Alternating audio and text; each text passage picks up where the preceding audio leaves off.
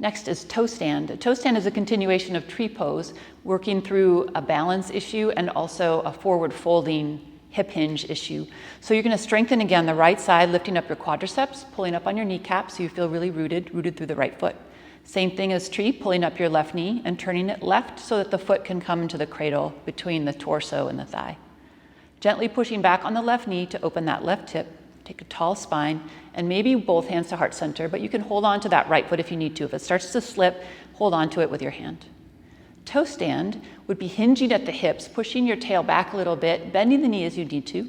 Weight comes forward until you can bring your hands to the floor. Then your weight shifts completely to your hands and you pick up your heel and bend your knee, bringing your hips to your heel.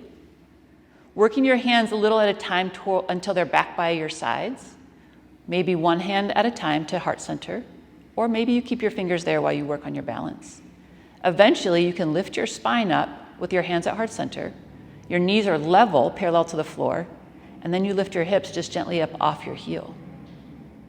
To come out of toe stand, you come out of it the same way you went in, step by step, hands to the floor, lift your hips up, take a little bend in the knee if you came into it that way, and unhinge your hips, tall spine, and release your arms, release your leg, both feet together in mountain pose.